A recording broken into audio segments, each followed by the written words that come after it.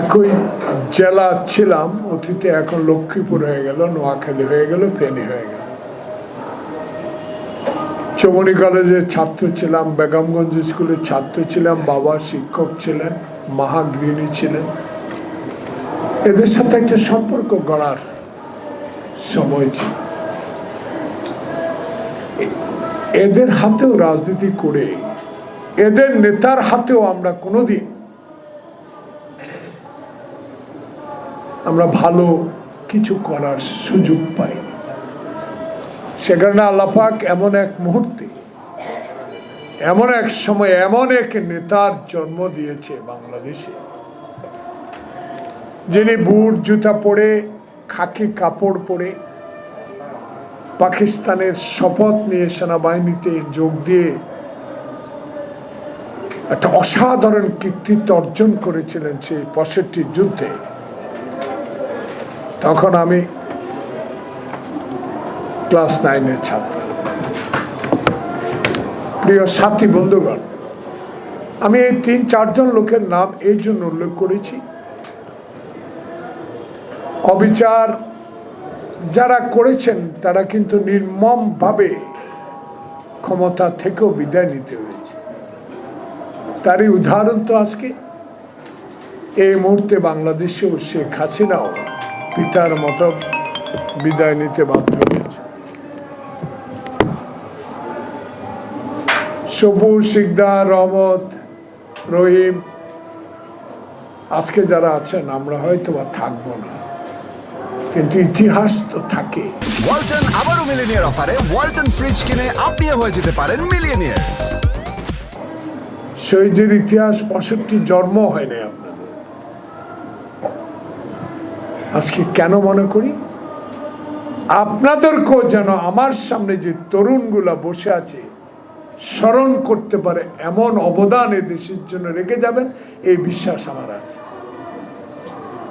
৭১ প্রজন্ম বাংলাদেশের স্বাধীনতা নিয়ে অনেকে অনেক কথা বলেন,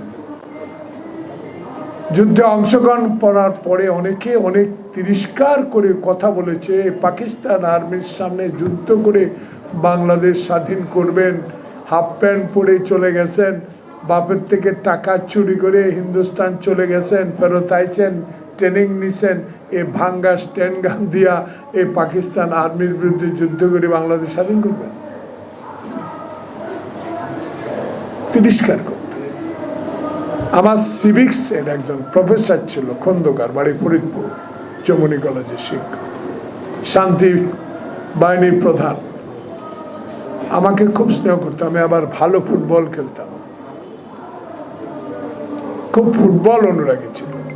বিশ্বের যত ফুটবল উনি রেকর্ডিং করে, আগে হ্যান্ডেল সিস্টেম ছিল বড়, ওইটা দিয়ে দেখতেন। ওয়ান ফাইন মর্নিং দেখলাম যে উনি চৌমনিতে এক বাজারে অফিস করে শান্তি বাহিনীর প্রধান হয়ে বসে আছে। শিক্ষক মানুষ, যাক, তার নির্মম পরিণতি।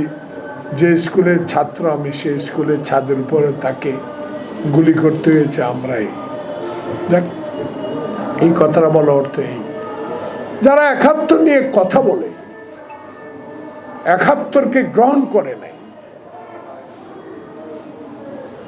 তাদের কাছে যদি এখন তারেক রহমান রাজনীতি শিখতে হয়, খালেদা জিয়ার রাজনীতির কথা তাদের কাছে বলতে আমার লজ্জা হয়। শহীদ জিয়ার অবদানকে ধরে রেখেছে, বুকে লালন করেছে খালেদা জিয়া, জন্ম দিয়েছে সবু, শিকদার, রহমতের মতো লোকদেরকে। তার আপসী নেতৃত্বের কারণে বাংলাদেশে সরকার গঠন করতে পেরেছিল জাতীয়তাবাদী শক্তি। সেই জাতীয়তাবাদী শক্তির দল তারেক রহমান যখনই দায়িত্ব নিলেন, তখনই শুরু হলো আরেক, দায়িত্ব নেবার প্রাককালে আবারই শুরু হলো আরেকটি ষড়যন্ত্র। এই ষড়যন্ত্রগুলো আসতেছে আমাদের নিজদের দোসরদের থেকে, যাদের সাথে আমাদের বন্ধুত্ব ছিল, যাদের সাথে রাজনৈতিক জোট ছিল, তাদের কাছেই ৭১ প্রজন্মের এই ক্ষুদ্র পরিষদ থেকে আমার প্রিয় সাংবাদিক বন্ধুদের মধ্য দিয়ে জানিয়ে দিতে চাই, বন্ধুত্ব বজায় রাখুন, অতীতে ভুলে যান, বর্তমানে আলোচনা করেন। বর্তমানে যে ষড়যন্ত্র চলছে নির্বাচনকে নিয়ে, সেই নির্বাচনের ষড়যন্ত্রকে বানচাল করতে হলে বন্ধুত্বকে আরো জোরদার করতে হবে। সে বন্ধুত্ব জোরদার করার কারণ একটি নির্বাচন। এত দুঃখ, এত ধর্ষণ, এত অত্যাচার, এত চুরি, এত সচিবালয়ে আগুন, এত প্রেতাত্মারা, সব কিছু। সপু একটু আগে একটা নাম বলেছে, আমি কারো নাম উল্লেখ করতে চাই না। আমার দুঃখ লাগে যে আমিও তো নির্যাতিত হয়ে আওয়ামী লীগ ছাড়তে হয়েছে, ছাত্রলীগ ছাড়তে হয়েছে। সেদিন 1973 সালে আমি এমপি নির্বাচনের জন্য সেই ধানমন্ডির 32 নম্বর রোডে গিয়েছিলাম, ইয়াং তরুণ। তখন আমাকে দেখিয়ে বলল, এই বয়সে এমপি হওয়ার কোনো যোগ্যতা তোমার নাই, আছে ঘোড়া সালে আমার শ্রমিক নেতা আব্দুর রহমানের। তাই আজকে এই কথাগুলো এদেরকে স্মরণ করে দিতে চাই। ধৈর্য আছে বিদায় আজকে আপনারা 16 বছর লড়াই করে টিকে আছেন। আমাদের ধৈর্য আছে একটি কারণে, খালেদা জিয়ার সে এরশাদের পুলিশের অত্যাচার সহ্য করেও সেদিন সে আপসী নেতৃত্ব প্রতিষ্ঠা করেছে। আর হাসিনা এরশাদের কাছে মাথা নত করে তার কাছে আত্মসমর্পণ করে সেদিন নির্বাচনে গিয়েছে। তা আমাদের মনোবল অনেক শক্ত, রোজার দিনে ইমান আমাদের অনেক শক্ত। ইমানের জোর এত শক্ত আমাদের একটি মাত্র কারণ, শহীদ জিয়া, খালেদা জিয়া, তারেক রহমানের নির্দেশিত আন্দোলনকে সফল করা। 71 প্রজন্ম নার্ভাস হবার কিছুই নাই। নির্বাচন হবে, এদিক সেদিক করা যাবে না, করতে পারবে না। কারণ ডানে বামে আমার যে শক্তি ইনশাল্লাহ আল্লাহ দিয়েছে। এরা ঢাকা কলেজে যখন বিপি ছিল তখন আমরা তো অর্ধেক বয়স, এদের আন্দোলনের শক্তি আমরা দেখি। এই যে আমাদের চোখের ডাক্তার ডক্টর মতিন আমার চোখ দেখেছিলাম, আমি মনে পড়ে 5ম শ্রেণীর ছাত্র, আমি মালিবাগে বাসা ছিল না, শান্তিনগর। সে লোকটা এখন নাই, এত ভালো লোক, তার সাথে তাকে রাজনীতি করতে দেখেছি, এখন আমাদের সাথে আসছে। এই লোকটার সম্বন্ধে একটু বলতে হয়, আমি জানি না সে কিভাবে, যখন এই হাসিনা রক্ত চক্ষু উপেক্ষা করে একটা লোক প্রেস ক্লাবে আসতো না, আমরা তখন অনেকে বলতে এটা দোকান বানাইছে, কিন্তু এই দোকান থেকে শুরু হয়েছে আন্দোলনের বড় রূপ। তার নেতৃত্ব দিয়েছে তারেক রহমান। খালেদা জিয়াকে অসুস্থ করে যারা আজকে তারেক রহমানকে দায়িত্ব অর্পণ করেছে, তারেক রহমান অক্ষরে অক্ষরে সেই দায়িত্ব পালন করেছে বিধায় আজকে যারা বড় বড় কথা বলেন, আজকে কি সেকেন্ড রিপাবলিক বলেন, আজকে গণপরিষদের নির্বাচনের কথা বলেন, আজকে কমিশনের ইউনিয়ন পরিষদের মেম্বারের ভোটের কথা বলেন, তাদেরকে শুধু স্মরণ করে দিতে চায়, বাংলাদেশে বিএনপিকে আন্ডার এস্টিমেট করার সময় নেই। বিএনপি আল্লাহর রহমতের দোয়া আছে, আল্লাহর অনেক অপরিসীম দোয়া আছে শহীদ জিয়ার জন্য। তাই তো আল্লাহর কি রহমত, কবর লইয়া যায়, কবর উঠায় দিব, কবর গাবতলি নিয়ে যাবে। আল্লাহর কি রহমত, জিয়া উদ্যানকে পরিবর্তন করে চন্দ্রিমা লাগাই দিছে, কালকে আল্লাহর কি রহমত, এটা আবার জিয়া উদ্যান হয়ে গেছে। সব আল্লাহর কিসমত। কারণ আল্লাহ রসুলের প্রতি আমাদের অগাধ বিশ্বাস, আমাদের দলের প্রতি অগাধ বিশ্বাস। 100-150 মামলার আসামি যারা এখনো প্রেস ক্লাবে আসে 200-300, এখনো আপনাদের সামনে কথা বলে, এটাই তো আল্লাহর রহমত।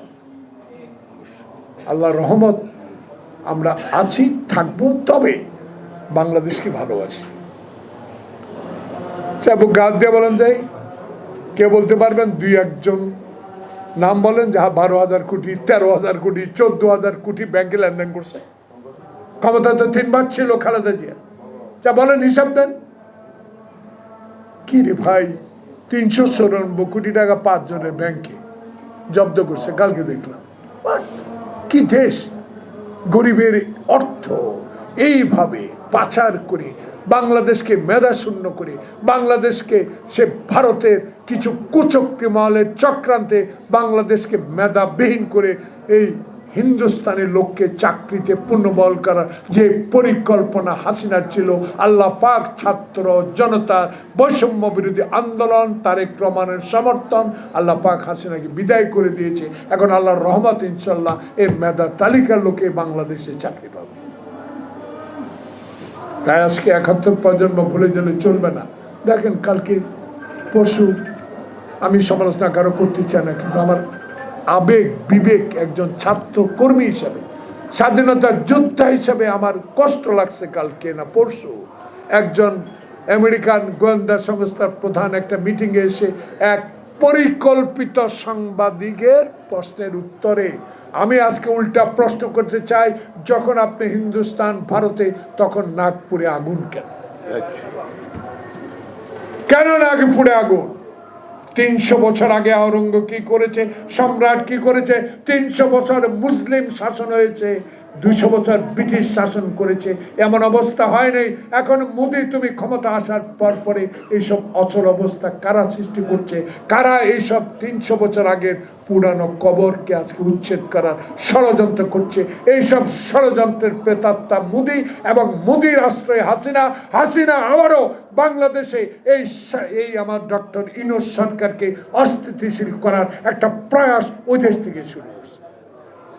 তাই আপনাদের কাছে আমাদের অনুরোধ থাকবে, ইন্টেরিয়াম গভর্নমেন্ট সমালোচনা হবে, আলোচনা হবে, এটাকে আপনার মনোবল হারাবেন না। কারণ তারেক রহমান স্পষ্ট বলে দিয়েছে, আপনারা হারলে বাংলাদেশ হারবে। আপনারা হারলে জাতীয়তাবাদী শক্তি, যারা হাজারো মামলার আসামি, যারা আয়না করে জীবন কাটিয়ে আসছে, কোনো মতে বেঁচে আসছে, যারা ইলিয়াস আলীর মতো, সৌদি আলার মতো লোকের আত্মা এখনো আমরা মানুষ তাকে জীবিত খুঁজে পাই নাই, তারা কষ্ট পাবে যদি আপনারা নিরাশ হওয়ার পরিকল্পনা আপনাদের আশেপাশে কিছু লোক করছে, এদেরকে সতর্ক করে দেন, না বাইর করে দেন। একটা তো প্রমাণ করতে পারতেন, হাসিনা পরিবারের একটা লোককে গ্রেফতার করে আশ্বস্ত করতে পারতেন, আমাদের বিশ্বাস আনতে পারতেন। একটা লোককে গ্রেফতার করতে পারলেন না, যে হারুন মেহেদী বিপ্লব আমার অফিস ভেঙ্গে, আমার শহীদ জিয়ার আদর্শের অফিস ভেঙ্গে তছনছ করে দিয়েছে, তাদের একটা লোককে কেন গ্রেফতার করতে পারলেন? চেষ্টা করেন, চেষ্টা করলে তো সফল হতো। তাহলে কিছু একটা নিহিত আছে। তাই সকল কিছুর ঊর্ধ্বে আপনাকে সমর্থন দিচ্ছি, আপনাকে সমর্থন দিয়ে যাব। আমার নেতা কালকে স্পষ্ট ইফতার মাহফিলে বলে দিয়েছে, দলকে শক্তিশালী করুন, সময় আসবে ইনশাআল্লাহ জনগণের ভোটে বিএনপি সরকার গঠন করবে, এই বিশ্বাস আমাদের আছে। এই কারণে আমার ডানে বামে সামনে বিএনপির নিবেদিত কর্মীরা কোনোদিনও জালিয়াতির পায়ে পা দেয় নাই। বিদায় শহীদ জিয়ার আদর্শকে মাথায় রেখেছে, খালেদা জিয়ার আপোষের নেতৃত্বকে মাথায় রেখেছে, এবং তারেক রহমানের 10,000 কিলোমিটার দূর থেকে তার নির্দেশ মেনে অক্ষরে অক্ষরে রাস্তায় আন্দোলন করে ছাত্র সমাজকে সমর্থন দিয়ে আজকের এই সফলতা এনেছে। সেই সফলতা অর্জিত হবে তখনই যখনই আপনি একটি নির্বাচনের রোডম্যাপ ঘোষণা করবেন, অমুক তারিখে অতটার সময় আপনার নির্বাচন হবে। তাহলে আমাদের এই আত্মত্যাগ, আমাদের আন্দোলন, আমাদের এই জেল, আমাদের আয়নাঘর আমরা থাকার স্বার্থ আমরা পাবো। সবাইকে ধন্যবাদ। আসসালামু আলাইকুম।